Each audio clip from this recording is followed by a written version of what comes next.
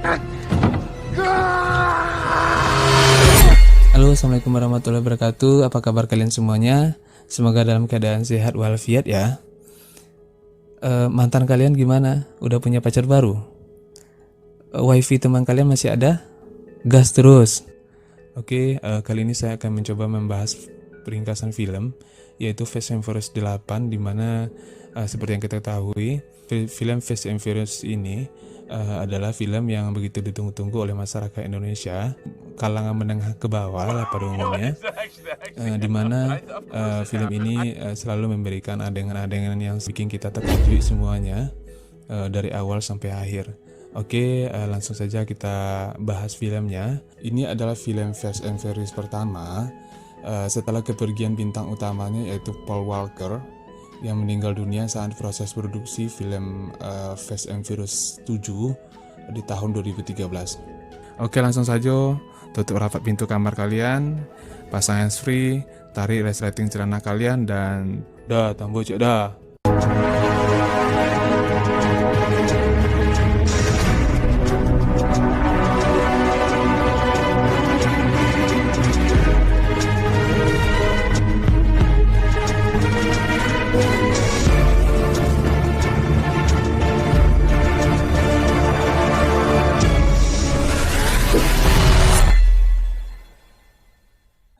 Film ini berawal dari Dom dan Letty yang sedang berlibur di Havana, Kuba, sekaligus berbulan madu di sana. Wow, bulan madu boys.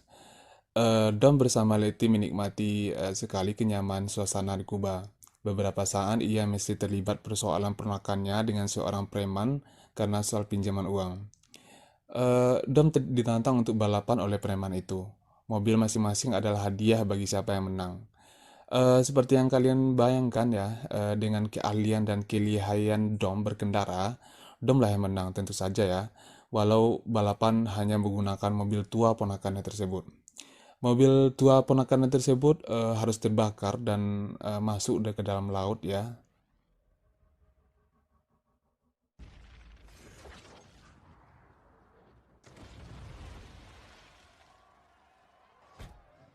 Di akhir balapan ini mobil preman tersebut tidaklah jadi diambil.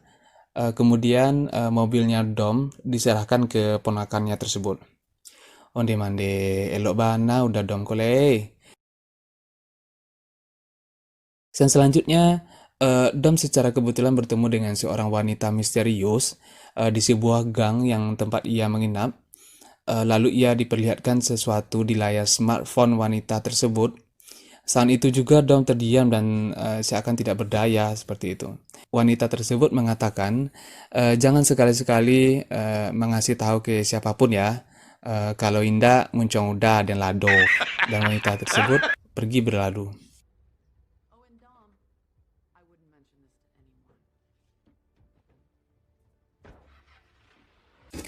Oke, saya akan sedikit jelaskan. Wanita tersebut adalah bernama Chipper. eh, yang diperankan oleh Charlize Theron. Ia adalah peretas handal ahli banget dalam soal teknologi. Dia bisa memanipulasi sistem apapun secara diam-diam. Nanti kalian akan melihat sendiri bagaimana hebatnya wanita ini. Ia memiliki misi yang besar dalam kejahatan, tak ubahnya seperti komplotan teroris siber dunia, bos. Dan selanjutnya kita melihat Hobbs yang sedang menemani dan menjadi pandu sorak bagi putrinya di pertandingan sepak bola. Di sini kita bisa melihat dan merasakan bagaimana Hobbs menomorsatukan keluarganya dibandingkan pekerjaan. Ini terlihat bagaimana dia tidak memperdulikan salah satu utusan agen keamanan diplomatik atau DSS saat berusaha berbicara tentang pekerjaan dengannya di luar lapangan bola itu. Hobbs dan timnya diajak kerjasama oleh DSS ini dalam misi untuk merebut senjata EMP7 atau Electronic Magnetic Pulse di Berlin, Jerman. Agar kalian mengetahuinya, EMP ini adalah sebuah alat yang mampu mematikan daya elektronik dalam satu wilayah dalam hitungan detik saja, sehingga wilayah tersebut dapat dilumpuhkan total lalu dapat dikendalikan. Dom dan tim berhasil merebut senjata EMP7 tersebut. Saat proses mereka beriringan, di mana senjata EMP7 tersebut ada di mobilnya Hobbs, tiba-tiba Dom mencelakai mobil Hobbs dan mengambil senjata tersebut, lalu pergi. Singkat cerita, Dom sudah ditunggu oleh sebuah pesawat yang sudah disiapkan oleh Chipper. Di dalam pesawat dia menyerahkan senjata EMP itu ke tim Chipper, dan di sini kita menemukan jawaban kenapa Dom berkhianat ke timnya. Ia melihat mantan kekasihnya dan seorang putra yang lagi lucu-lucunya.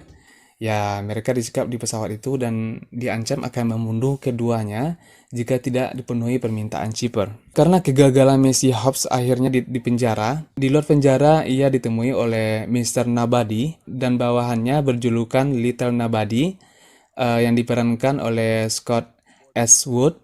Tujuannya untuk bekerja sama dan menyelesaikan soal EMP dan rencana selanjutnya mengatasi kejahatan Chipper bersama timnya secara profesional. Artinya tanpa melibatkan pemerintah. Di dalam penjara, Hobbs bertemu dengan Shaw, yang seperti yang kalian ketahui, Shaw ini yang diperankan oleh Jason Statham. Kalian semua mungkin sudah tahu, Shaw adalah seorang yang perusak dan suka keonaran, tentu saja musuh dari Hobbs, serta Dom dan timnya. Di tengah mereka saling adu argumen, tiba-tiba pintu sel Hobbs terbuka. Penjaga datang menghampiri dan Shaw memanfaatkan situasi itu untuk merusak sensor pintu sel dengan alat yang direbut dari penjaga sel. Akibatnya, semua pintu tahanan terbuka tiba-tiba. Terjadilah kekacauan antara petugas dan para tahanan. Shaw dan Hobbs keluar secara bersamaan, tepat di depan Mr. Nobody. Ternyata, ini adalah bagian dari rencana Mr. Nobody, mempertemukan keduanya dan mengajak keduanya untuk bekerja sama. Di sebuah lokasi rahasia, Hobbs dipertemukan dengan rekannya yang lain, yaitu Letty, Roman Prince, Tess Parker, dan Ramsey. Di sana secara mengejutkan, Mr. Nobody mempertemukan Shaw ke tim itu. Mereka sangat takjub, seperti yang kita ketahui, Shaw adalah musuh mereka semua selama ini. Kemudian Mr. Nobody menjelaskan bahwa Shaw ada di pihak mereka dan ingin membalas dendam kepada Chipper karena sudah membunuh adiknya yang bernama Owen. Di tempat itu mereka mencari tahu di mana kira-kira posisi Dom berada. Tujuannya ingin meminta kejelasan kenapa Dom berkhianat. Ramsey dan Tess yang ahli IT pun beraksi. Mencari posisi Dom ini menggunakan teknologi yang sangat canggih, yaitu disebut dengan God Eyes atau mata Tuhan. Awalnya mereka mendeteksi Dom ada di banyak kota. Jelas ini ada sesuatu. Akhirnya Ramsey dan Tess berhasil menemukan di satu titik Dom berada. Dan takjubnya mereka, titik tersebut ada di tempat mereka berada saat itu juga. Dan tiba-tiba kaca-kaca di ruangan itu pecah. Akibat peledak dan beberapa granat menghancurkan beberapa bagian dari ruangan itu. Mendadak dengan suara begitu keras, ternyata Chipper dan Dom datang menggunakan granat penggeger otak yang terbarunya. Granat ini ya melumpuhkan indera selama 1 jam. Mereka semua di ruangan kendali itu terkapar, tidak bisa berbuat apa-apa. Dom dan Chipper ternyata menginginkan otak sistem dari God Eyes atau mata Tuhan itu. Ya, mereka berhasil mencurinya. Yo, bana pancilok gadang pajaku. Lalu mereka pergi begitu saja. Selanjutnya, Dom dipertemukan dengan mantan kekasihnya dan seorang bayi yang terkurung di sebuah ruangan anti peluru di pesawat itu. Ia menggantungkan kalungnya di kaca anti peluru itu tepat di depan mantan kekasihnya itu. Ia tidak bisa berbuat apa-apa. Ia berjanji akan menyelamatkan mantan kekasihnya dan bayinya tersebut.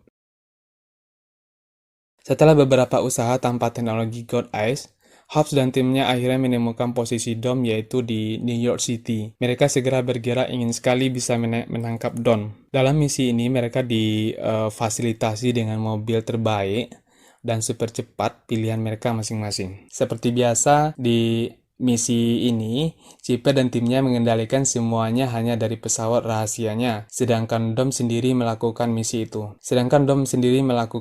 Misi itu di kota New York City. Masih di jalanan, sebelum Dom melakukan misinya, ia singgah terlebih dahulu di sebuah warung untuk membeli ale-ale, biar tidak kehausan sepertinya. Oke, lanjut ya. Dom berhenti di sebuah gang, mobilnya tiba-tiba mogok. Dia meminta ke Chipper untuk memperbaiki selama 5 menit. Chipper merasa ada yang tidak beres. Dom tidak bisa dipantau beberapa menit karena posisinya membuka kap mobil depan sehingga terhalang oleh kap mobil itu. Ditambah tertutupi oleh sebuah mobil box barang yang kebetulan baru parkir di sana. Tidak ada kamera yang bisa dimanipulasi oleh tim Chipper di sekitar mobil Dom berada.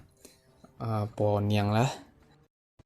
Lalu Dom selesai memperbaiki mobilnya dan melanjutkan misi itu, yaitu merampok alat pemicu kode senjata EMP tersebut.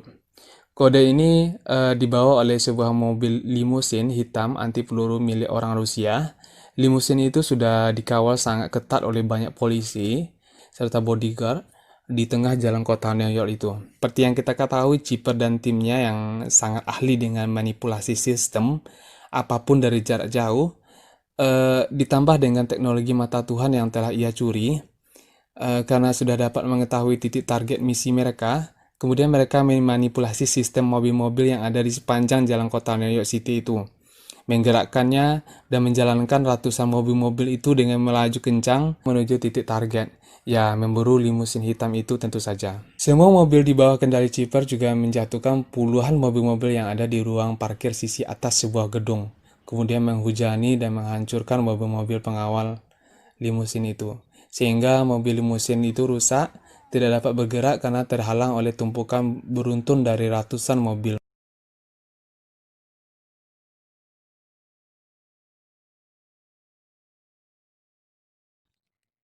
Dom menuntaskan aksinya dengan sebuah mesin pemotong baja serta tameng anti pelurunya.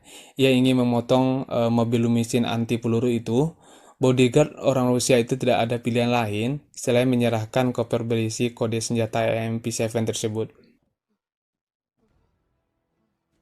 Setelah Dom di mobilnya, ia ingin pergi ke tempat yang sudah ditentukan oleh Chipper. Ia terpaksa berhenti mendadak karena di depannya sudah berbaris Hobbs dan tim lamanya. Dom dikepung. Dengan keahliannya berkendara, ia berhasil kabur dari kepungan teman-temannya itu. Lalu ia dipaksa berhenti dengan tembakan tali peluncur pengait. Mobilnya betul-betul tidak bisa bergerak karena ditarik dari 4 arah yang berbeda. Oke, di sini kembali kita diperlihatkan kendaraan dipakai oleh Dom bukanlah mobil sembarangan, dan tentu saja Dom betul-betul paling unggul dalam berkendara di antara teman-temannya ini. Ia tahu ada celah di mobil Herman, dan mobilnya yang digunakan adalah kelemahan yang paling mungkin baginya. Akhirnya ia bisa menghancurkan dan merusak semua mobil teman-temannya tersebut, termasuk mobilnya juga.